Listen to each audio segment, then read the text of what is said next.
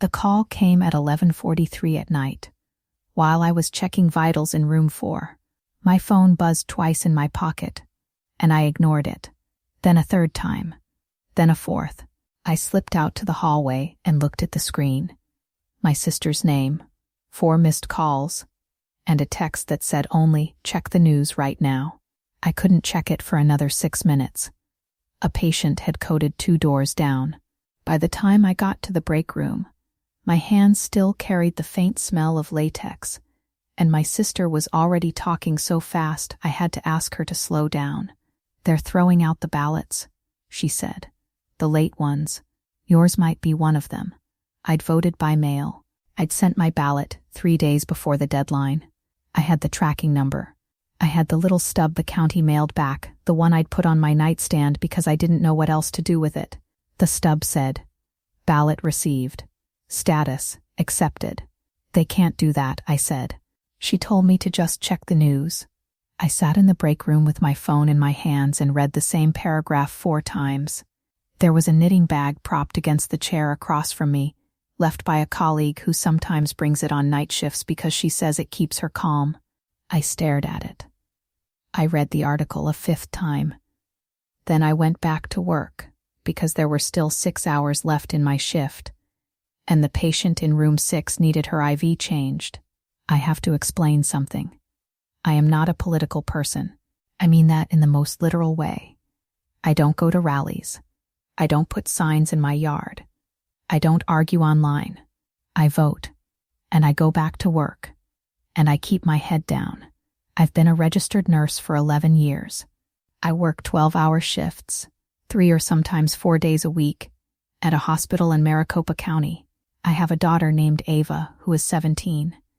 I have a cat named Lou, who I never actually wanted and now cannot imagine being without. I have never, in my adult life, voted in person on election day. That's not a statement. That's logistics. My shifts start at 7 in the morning, and they end at 7:30. Sometimes 8, sometimes closer to 9 when the night team is short. Polling places close at 7. I've never made it. When Arizona made mail-in voting permanent and automatic for registered voters, I remember thinking, finally, something designed for the way I actually live. I registered as a permanent early voter in 2020 and mailed my ballot every cycle since then. Never missed an election. Never had a problem. This year, I mailed my ballot 12 days before Election Day. 12 days. I have the post office receipt in my glove compartment, folded once, tucked behind my registration. I saved it because I'd read somewhere that you should keep a record. That's the kind of person I am. I keep records. I have receipts for things that probably don't matter, and receipts for things that turn out to matter more than I knew. The USPS had been running behind. There were delays across the Southwest, something to do with a regional sorting facility outside Phoenix that had been understaffed since October. My ballot, sent 12 days early, arrived at the county office on November 4th. Election Day was November 3rd. 1 day late. Not because I waited, because a building in the desert didn't have enough people in it. I learned most of this afterward. At the time, all I had was the stub, and the article my sister sent, and a kind of cold that settled into my shoulders while I stood in the break room hallway and read. The smell of hospital at night is specific and hard to describe. Antiseptic and something underneath it, something human and close. I stood in that smell and I read about my ballot on a 3-inch screen under fluorescent light. And then I put my phone away and went back to work because that's what you do. I didn't sleep when I got home. I sat at the kitchen table with Lou and my laptop and read everything I could find. The tracking system the USPS uses, the Maricopa County canvassing process, the precedents for ballot receipt deadlines. I am a nurse. I am trained to gather information before I draw a conclusion. I read until the room got light outside and Ava's alarm went off upstairs. The Republican National Committee filed an emergency motion in federal court the morning after the election. They were asking a judge to invalidate all mail-in ballots received after Election Day in 4 states. Arizona was one of them. The legal argument was clean, almost elegant in its brutality. The law says election day, not election week, not the grace period, not the human error buffer. Ballots received after midnight on election day are not election day ballots. Simple as that. I sat in the break room that night, with Lou waiting for me at home, and a 17-year-old asleep in her room, and 6 hours left in my shift, and I read that argument, and I thought about the stub on my nightstand. The legal fight took 4 months. By the time the Supreme Court agreed to hear the case in early March, there were roughly 43,000 ballots in limbo across the 4 states. In Arizona alone, the court filings listed 11,200 and something. I found the number buried in an appendix. Listed as affected absentee votes. Arizona, late received. 11,000 people who had mailed their ballots on time. 11,000 paper trails leading back to post offices and kitchen tables and car doors sealed against November wind. I called the county recorder's office twice. The first time I was on hold for 37 minutes before I gave up.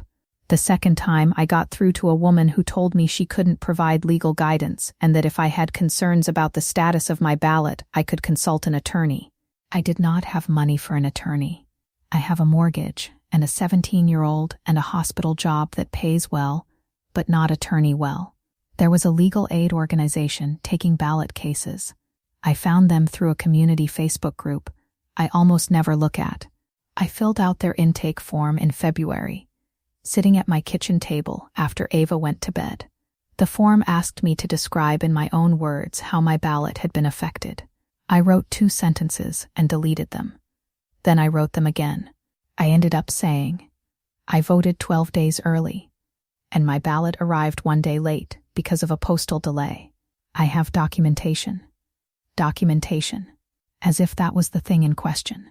I came home from a night shift in late February and found the stub still on my nightstand, right where I'd left it in November.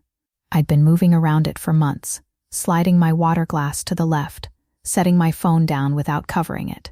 I picked it up and looked at it under the lamp. It still said ballot received, status accepted. The legal aid organization contacted me 6 weeks after I submitted the intake form. By then, the Supreme Court had already heard oral arguments. There wasn't much they could do at that point, except confirm that my ballot was in the class of affected votes and make sure I was documented. I watched the oral arguments on a live stream. I don't know exactly why. I sat on the couch on a Tuesday morning with my laptop and Lou, and the feeling that I should bear witness to something, even if I didn't fully understand the procedure. They talked for 2 hours. They said respondents and petitioners and the class of late-received ballots. They said the statute is clear. One of the justices, I wrote his name on a piece of paper I later couldn't find, said that the court's role was not to accommodate administrative failures. He said those 2 words, the way someone says them when they've already made up their mind. Administrative failures? The sorting facility in Phoenix was understaffed. The USPS didn't have enough drivers. I sent my ballot 12 days before the election. Administrative failure. My mother grew up in Alabama. In the summer of 1965, the summer after the Voting Rights Act passed, she drove a used Ford truck through 3 counties registering voters. She went to churches and community centers, and once to an old woman's porch because the woman was 92 and couldn't leave the house. She told me that story so many times I can hear her voice telling it, the particular way she said the word porch, like it mattered that it happened there and not somewhere else. She died in 2019. She never saw any of this. I think about her when I think about the stub. I think about her a lot. The decision came down on a Tuesday in March. I traded shifts to be home. I sat at the kitchen table and opened my laptop and refreshed the Supreme Court's website for the 4th or 5th time that morning, the way you refresh a patient's chart when you're worried and can't stop checking. There's a particular weight to that kind of waiting. It lives low in your chest. I know it well. 6-3. States are not required to count ballots received after Election Day, regardless of when the ballot was mailed or what caused the delay. The opinion was 47 pages. The dissent was 31. I read the summary. I did not read the full opinions. My ballot would not be counted. The 43,000 ballots would not be counted. I called the legal aid organization. A paralegal told me that the decision was final, that there was no further appeal at this stage, and that she was sorry. She sounded like she meant it. I told her thank you, and I meant that. Then I sat there with the phone in my hand after she hung up, listening to the silence on the line for a moment before I put it down. I sat there for a while. The refrigerator made a sound it makes sometimes in the mornings, a low rhythmic clicking. And I was aware of it the way you're aware of things when something large has just happened and the world has not paused to acknowledge it. Cars outside, somebody's dog, the refrigerator clicking. Ava came downstairs around 10. She's 17 and she absorbs information through a kind of osmosis I don't fully understand. She knew something had happened before I said anything. She sat down across from me and said, "Is this the ballot thing?" I told her yes. She was quiet for a moment. Then she asked what we do now. I didn't have a clean answer. I still don't. What I know is that she turns 18 in September. What I know is that the next election is in November. What I know is that she will need to take the afternoon off from wherever she's working by then and go to a physical polling place and stand in whatever line there is and feed a ballot into a machine that will count it that day. And I will do the same thing. I will trade shifts and make it work. And I will stand in that line. And I will think about my mother's Ford truck and the woman on the porch. I took the stub off my nightstand and put it in a folder where I keep things I don't know what to do with. The receipt from my mother's last hospital stay. A photograph of Ava's first day of kindergarten. A letter I wrote and never sent to anyone. The stub still says ballot received, status, accepted. The county accepted it. The state accepted it. 12 days early, 1 day late, and 43,000 names that didn't make it into the final count. I keep wondering what the right size is for something like that. Whether it fits inside a news cycle or a legal brief or a personal story told to a stranger. Whether it fits at all. I don't have an answer. I'm not sure the question has one. What I do know is this. Ava asked what we do now, and I told her we show up. I don't know if that's enough. I don't know what enough looks like from here. But I know I'll be in that line in November. And so will she. And so will a lot of people who've been carrying a stub just like mine, wondering the same thing. Is that what this costs? Or is that just where it starts? I have no idea who reads these things. I have no idea if a story about a ballot and a post office and a Sunday night phone call means anything to someone outside of it. Maybe you've been in a line like the one I'm imagining. Maybe you've carried something in a folder you don't know what to do with. Maybe none of this is yours, and you're just watching through the glass. What I know is that the stub is in the folder now. What I know is that I mailed something in good faith, and it wasn't enough, and I've been asking myself for months what enough would have looked like. I don't have the answer, but Ava asked what we do now, and I said we show up, and that's where I am, standing at the edge of the next time, waiting to see if it holds.